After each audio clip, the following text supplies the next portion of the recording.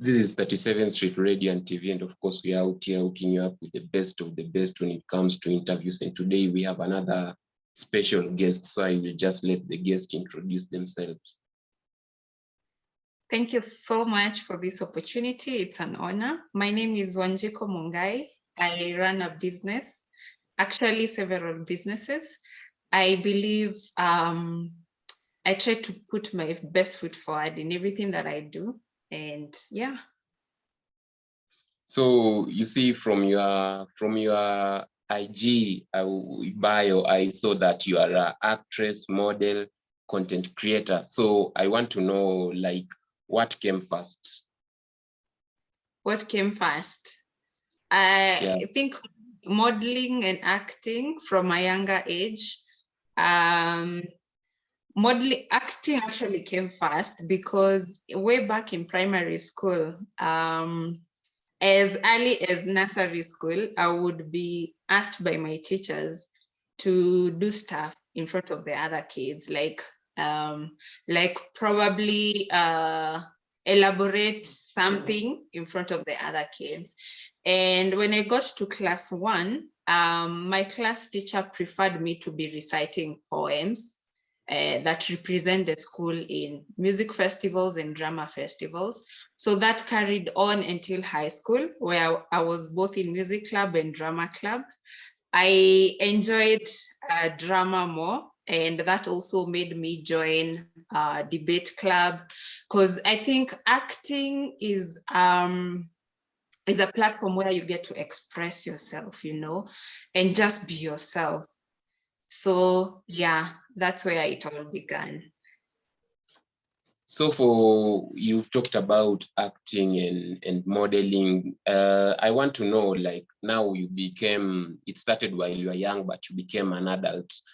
And many a times when guys involve themselves in something when they are kids, the interest quickly dies. But for you, I just want to know how now you became an adult and you chose to pursue this now professionally.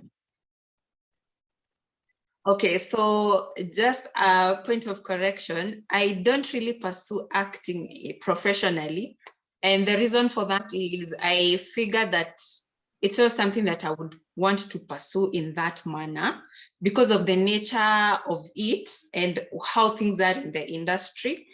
Unfortunately, because I have tried to work with a number of productions, and my experience having shot several pilot shoots, I think I just chose not to choose that as a career path professionally. However, I like to pursue that skill in terms of promoting other people's businesses and also for leisure and hobby, which I still do until now. As for modeling, I model for one of my brands, which is called Vitu Vizuri, where we sell clothing and stuff. I've also modeled for my friends who are makeup artists, because apparently I have a very beautiful face, the right bone structures to showcase my, you know, and so I have done that as well. As far as modeling professionally as well, that pursuing that in Kenya especially is very difficult because you have to know someone who knows someone, and sometimes the pay is very meager. Like there's a client who approached me to model for their brand, and the amount of money that I quoted, which I think I am worth, given that I'm putting in my skills, my time, you know, everything, they almost quoted me quarter of that amount. And I'm like, this is not what I am worth. And as a result, I'm not going to take what I am not worth. So these are things that I do purely out of hobby and because I love. However, entrepreneurship is what I am in totally fully right now. Like I'm not employed. I pursue entrepreneurship, and in the entrepreneurship space, I run 2 brands, and one of them is like the core thing that I do right now, which is called Quill Graphics Media. So what we do there is we do printing and branding, and the core thing we do that is branding, and we help brands SMEs, businesses, individuals bring out their brand in the best way possible to communicate what it is that their brand offers. Yes. Yeah. So like, even as you have said that right now you are an entrepreneur, I just want to know what really made you choose that route, because even you can see in our education system, like we are really trained to be employees, but now you are on the other side. So I don't even know how maybe you thought of becoming an entrepreneur. Is it something that you also thought when you were in school, or how was it? Absolutely not. I never thought that I would pursue entrepreneurship. And it's interesting you're asking this because I have never talked about this in the public.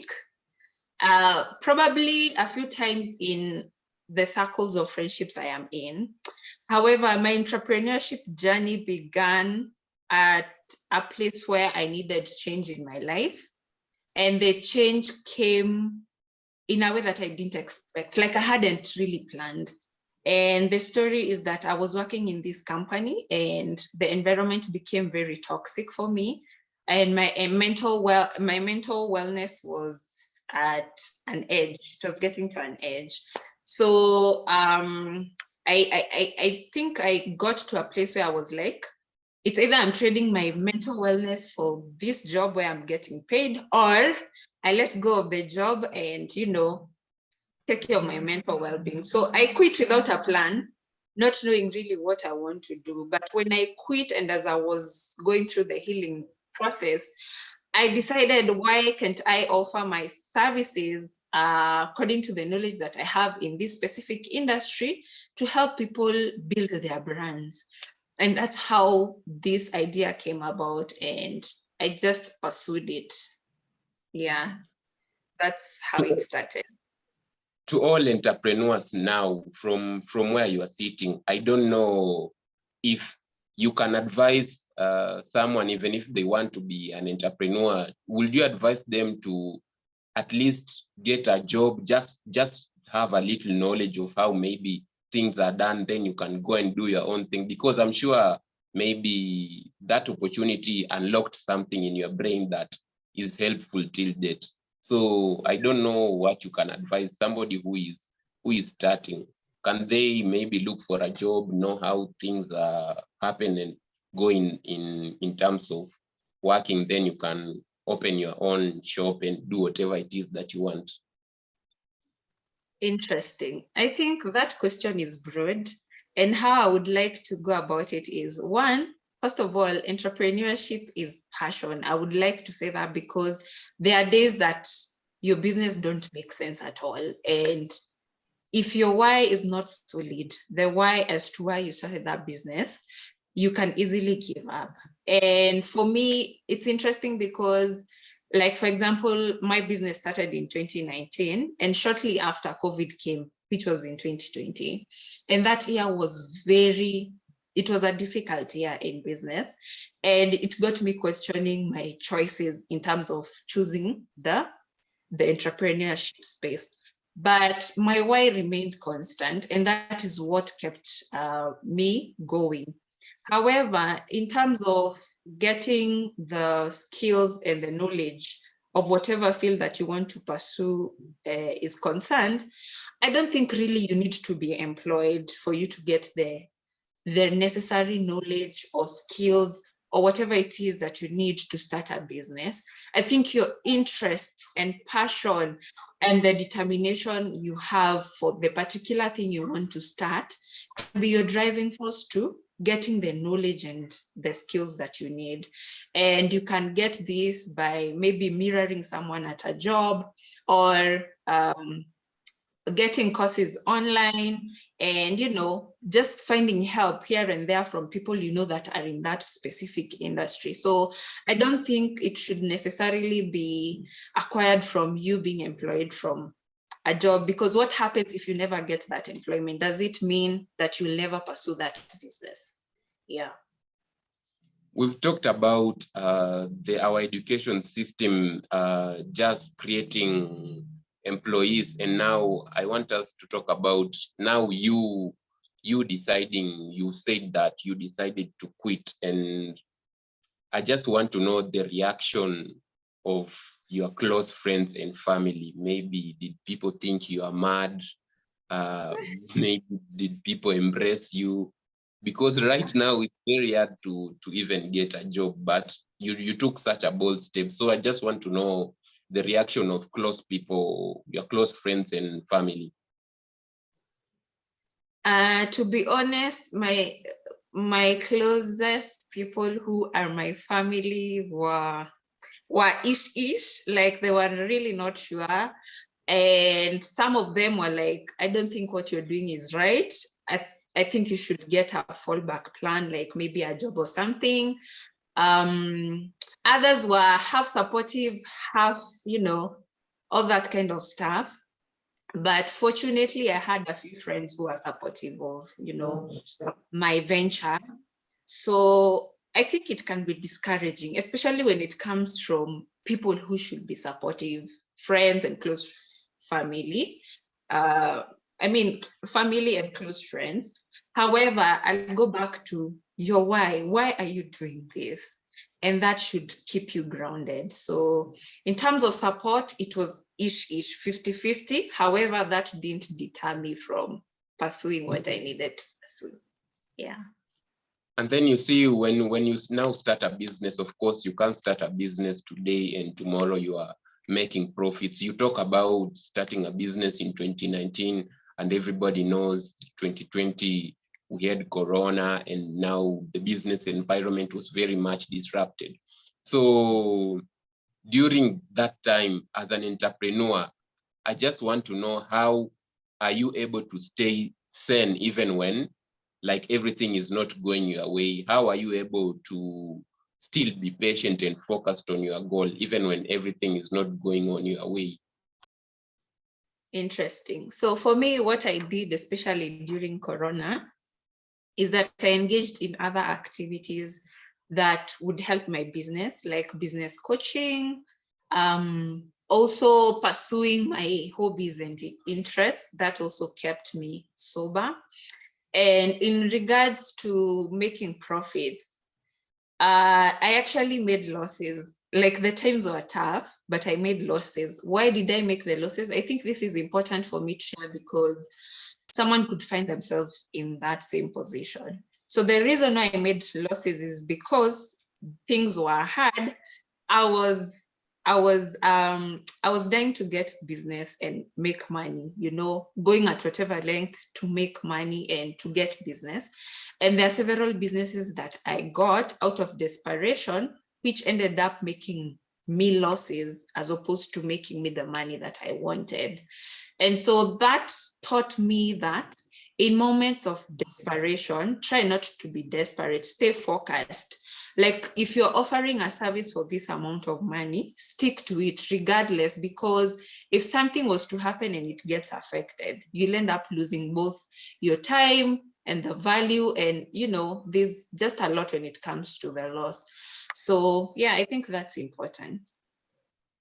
We have this notion of like the winner takes it all. So this is whereby it really makes it hard for somebody starting up a small business to even flourish.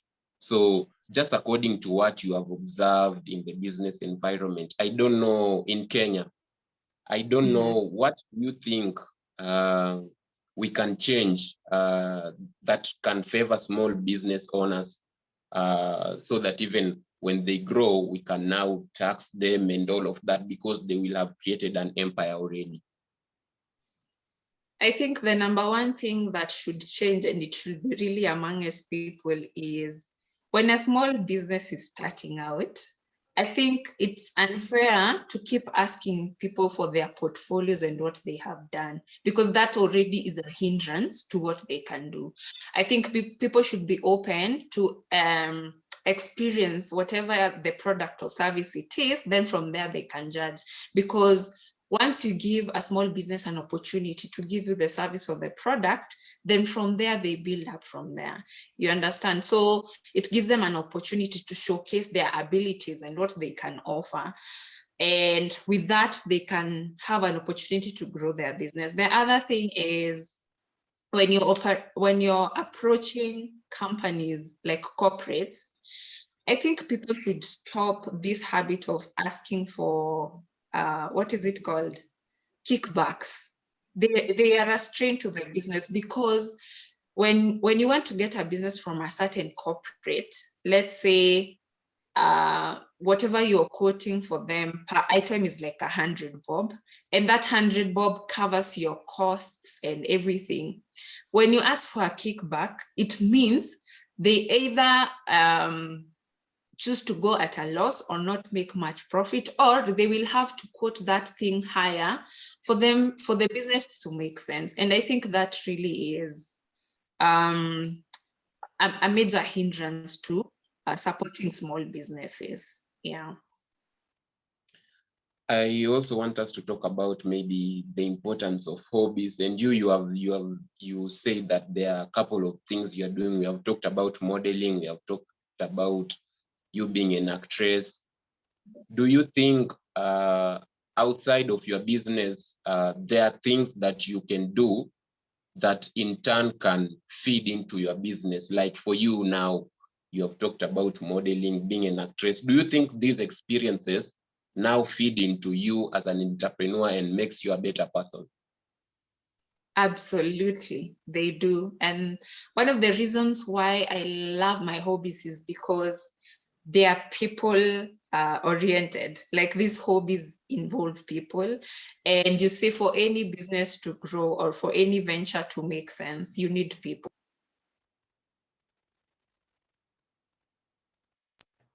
There was a call that was coming.